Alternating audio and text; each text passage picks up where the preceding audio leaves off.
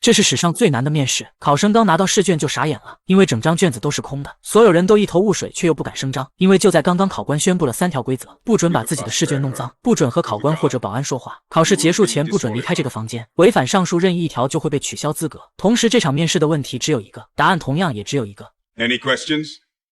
众人都不敢作声，因为刚刚才说过不准和考官交流。见无人应答，他便开启了倒计时，考试时间为80分钟。说完就转身离开了。望着眼前空无一字的试卷，大家都陷入了迷茫。面试的题目究竟是什么？看来想要拿到这个年薪500万的职位并不容易。就在这时，一个黑发女人终于按耐不住了。她认为公司应该是想让他们写一份职业报告，可她刚一动笔，旁边的保安就走了过来，接着她就被毫不留情地赶了出去。后果如何就不得而知了，因为她违反了第1条规则，弄脏了试卷。其他人见到这一幕后，连忙放下了手中的笔。没想到写字也算弄脏试卷，那这该如何作答？就在众人毫无头绪时，一名叫小白的男人却笑了起来。他表示考官只说了3条禁止做的事，意思就是说只要不违反那3条规则，其他的什么事情都可以做，比如起身站起来，又比如在这里打拳。果然一旁的保安在他做完这些事情后并未做出什么反应，看到有人带头，其他考生也渐渐地放松了下来，纷纷开始思考起来试卷为何是空白的。一个长发妹认为或许是需要用某种特殊的方法，上面的字才会显现出来，比如光线。其他人也都表示认同，因为现在也只能走一步看一步了，当务之急是要赶紧把面试的题目找出来。于是大家便开始做起了实验，他们将试卷对照着光源仔细看去，但并未发现上面有什么变化。这时一旁的小黑突然想到，或许要用特殊的光线才行，比如 X 光、紫外线、红外线之类的，可房间里根本就没有相关的设备。不过好在人多主意也就多。就在其他人一筹莫展之际，一旁的金发妹表示，这么大的一家公司，房间里一定会有应急灯，说不定就是某种特殊的光线。他们果断地敲碎了这里的灯光，当一切都归于黑暗之后，果然下一秒应急灯就亮了起来，是一种黑光。他们见状赶紧拿来试卷实验，可结果还是一样，上面什么都没有显现出来。胡子男觉得应该是没有找对颜色，再仔细找找，说不定还有其他灯光。这时一旁的眼镜妹发现灯管的上半部分并没有亮，于是他们又再次将其敲碎，随后一种橙色的灯光就亮了起来。众人又再次跑过去实验，但还是没有任何变化。Okay, now, can we please get off the lighting? 小白觉得或许要用其他方式才能让试卷显现，于是他拿来了黑发女人的试卷。他认为试卷应该是由一种特殊的材质制成，用铅笔涂黑也许能有效果，但结果显而易见。不过很快他又有了新的主意，既然光线和铅笔都没有用，那不妨试一试液体。说完他就将试卷撕成了2份，然后把其中1份交给小黑，让他用口水去舔，自己这边则用尿液做实验。可这个方法也没用，大家对此也是无可奈何。就在这时，小白注意到了一旁的眼镜男，他至始至终都没有说过话，也没有参与进来。看着桌上的这些玻璃碎片，他忽然说了一句奇怪的话 ：“See clearly is all.” 其实这里他已经把看清试卷的方法说了出来，只是所有人都被眼前的事实蒙蔽了双眼，没有明白他这句话的含义，索性也就不再理会他。就在这时，一直很少说话的胡子男提出了自己的见解，他认为这并不是一场面试，而是上层的一场游戏而已。他们开出500万年薪将大家吸引过来，就是为了看我们像猴一样的表演。但一旁的眼镜妹却不同意他的看法，他了解过这家公司，他们的上层不会做这么无聊的事。10年前突然爆发了一种罕见的疾病，成千上万的人在煎熬中慢慢死去，正是这家公司成功研制出了抑制病毒的药物，让死亡率在6个月内直接减半。其他人当然知道10年前的那场灾难，却不知道造出药物的竟然是这家公司。如今他们致力于研究长寿。80 minutes to determine the next 80 years of your lives. 回想起考官的那句话，众人瞬间就明白了过来。也就是说，只要自己进入这家公司，就能活到100多岁。为了这项研究，他们现在急需人才，所以这场面试是真实的，并不是游戏。长发妹的男友正是得了这种病，虽然有了特效药，却十分的昂贵，但只要成为公司员工就能享5折优惠，所以他才来参加这场面试。随后他又表示，既然之前的方法都没有起到作用，秘密说不定就藏在保安身上。下一秒他就径直来到了保安这里，然后毫不客气地朝着他的口袋摸去。因为对方没有违反规则，所以保安并未阻止。长发妹从他的口袋里摸出了一个打火机，小白不明白这东西能起什么作用，难不成能将试卷烧出字来？看着上面的烟雾警报器，他好像有了主意。但小黑觉得他们刚刚才用液体做过实验，根本就没有效果。对于小黑的质疑，他不慌不忙地表示，这里面装的不一定是水，可能是任何液体，比如显影液。其他人也都同意他的看法。为了这场面试，公司将这里做些改变也不是不可能。随后长发妹便站到了桌子上，然后点燃打火机，众人也都在下面做好了准备。可很明显高度不够，于是聪明的小白便给他递来了试卷。有了纸张就好办多了。很快在烟雾的作用下，防火警报就被触发，可留下来的却不是什么所谓的显影液，就是普通的水。他们又失败了。就在这时，长发妹发现自己的试卷不见了，原来刚刚小白拿来的竟然是他的试卷，因此他被淘汰了。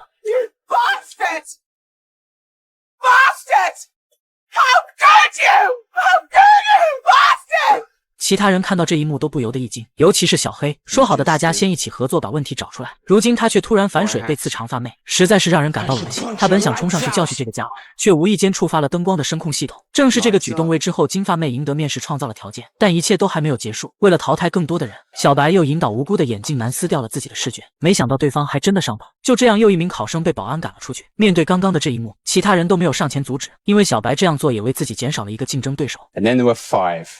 Bastard doesn't do you justice.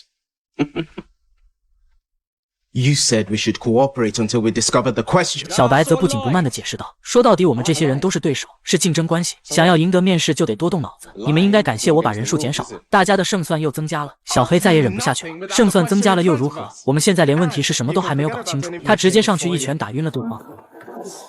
然后又将其五花大绑起来，免得这个家伙又被刺大家。但随后他又仔细一想，不如直接将其推出门外淘汰掉。就在这时，金发妹连忙上前阻止，表示考官所说的规则是要自愿离开才算，将他推出去并不是他自愿选择的，说不定到时候连你们也会受到牵连。听到这里，小黑也觉得对方说的有道理，便打算用弄脏试卷的方法将小白淘汰掉，却没想到他竟在这时醒了过来。但他醒来后的第一件事并不是责怪，而是表示自己需要吃药了。原来他也患有那种罕见的疾病，普通的药每隔1小时就必须要吃一次，只有这家公司的特效药才能彻底治疗，所以他才会来这里面试。可小黑却觉得这个家伙是在撒谎，没办法，小白只能表示只要他帮自己拿药，自己就主动退出。听他这么一说，小黑当然同意。可随后他搜遍了这个家伙全身的口袋，也没有找到药。Fuck, it's one of you taking it. One of you fucking taking it.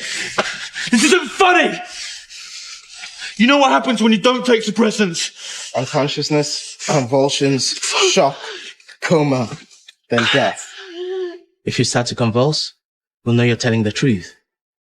Then we'll gladly help you. 看到对方彻底晕厥了过去，众人这才放下心来。就在这时，很少说话的胡子男突然开始发话，他很早就开始怀疑眼镜妹是公司派来的内奸，不然为何会如此了解这家公司？随后他就趁对方不注意将其绑了起来，然后开始严刑逼供，这是他的强项，因为他是个退伍军人。原来眼镜妹本就是这家公司的员工，这次是来参加升职考试的，却不知为何公司会把自己和来应聘的新人安排在一起。但胡子男还是觉得他没有说出实情来，这些信息没有丝毫的价值，他们需要的是这场面试的题目。眼镜妹表示她也不知道。愤怒之下，胡子男拿来试卷，然后当着对方的面用它划伤了自己的手指。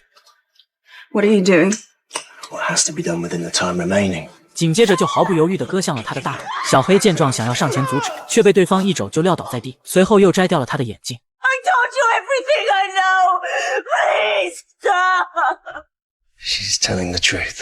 胡子男认为人的眼神是不会撒谎的，所以眼镜妹才逃过一劫。一波未平，一波又起。就在这时，一旁的小白竟真的开始抽搐了起来。这下小黑才彻底相信他没有说谎，因为他的老婆就是这样死掉的，而自己也是病毒携带者。可他的药却找不到了。金发妹表示，既然大家彼此都不信任，那就互相搜身看是谁拿了他的药。可经过一番搜查之后，依旧没有找到。此时时间已经只剩下14分钟了。就在这时，眼镜妹注意到胡子男有嚼口香糖的习惯，精通心理学的他一下就在其桌子附近找到了一块已经嚼完的，里面包裹的正是那枚药丸。其实很早之前他就趁小白不注意，将他的药丸偷了过来。可就在眼镜妹准备将药喂给小白时，胡子男却开始极力的阻止，表示这样的坏人死了就死了。争抢之中，他将药丸直接打入到了下水道之中。小黑赶紧伸手去拿，但下水道的缝隙实在是太窄了，根本就无法拿到。两个女人也都试了一遍，同样也拿不到。此时小白的情况越来越严重了，已经开始流鼻血了。情急之下，眼镜妹赶紧向考官求助，却因此违反了第2条规则，结果就是被保安无情的赶了出去。好在另一边的金发妹利用发卡成功的将药丸取了出来，然后赶紧喂给了对方。很快小白就醒了过来，他知道是胡子男拿了自己的药丸，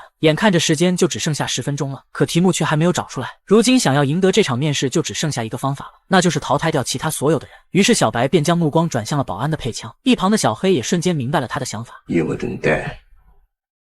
下一秒，两人便同时冲了过去。不过还是身强体壮的小黑略胜一筹，先一步拿到了手枪，其他人瞬间就害怕了。这下他掌握了主动权。 You're not going to shoot me.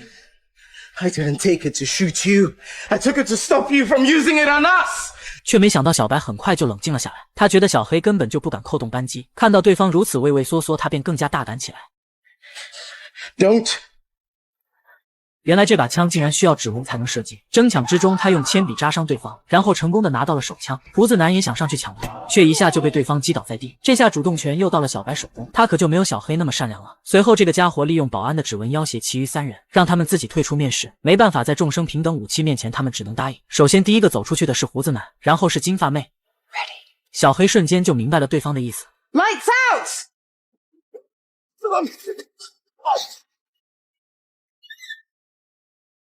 Lights on! 不过最终他还是倒在了小白的枪下，而另一边的金发妹其实也并未真的离开，一只脚还站在里面。就在这时，闹钟响起，一切都结束了。小白以为自己就是赢家，便对着考官表示我就是你们要找的员工。谁知这时保安却走了过来，并把自己的手表拿给他看。原来考试时间还并未到，那个眼镜男在临走时故意将闹钟调快了几分钟，而这里所发生的一切考官都尽收眼底，因此小白被淘汰了。就在这时，一旁的金发妹看到地上的眼镜，突然想起了眼镜男所说的话，要看清现实。随后她便拿起眼镜以及一块玻璃，来到了试卷这里。经过放大之后，果然就在上面找到了一行字，上面写着问题，而至始至终考官就只提过一个问题。Any questions? No. 这便是问题和答案。那个眼镜男其实就是公司的 CEO， 特效药就是他研制出来的，只是他不善言辞罢了。小黑也其实并未死掉，打入的子弹并不是真的，而是加入了特效药的假子弹。他不仅成功的捡回了一条命，就连身上的病也被彻底治疗了。People are going to need this product. We can only produce so much at a time. Tough decisions are going to have to be made by a wise administrator. Someone who combines a listening disposition with attention to detail and a compassion. 而这些品质金发妹身上都有，这才是她被选中的真正原因。自此这场面试就到此结束了。其实考官提出那个问题时，考试还并未开始，所以此时他们回答并不算违规。在现实中我们也会经常遇到这个问题，比如在某场会议中或者某场考试中，负责人都会在最后问上这么一句，大家还有什么问题吗？但往往大部分人都会习惯性的选择沉默。不管是生活还是职场之中，处处都充满了细节，我们需要做的就是冷静思考，然后付出行动，最后无往而不利。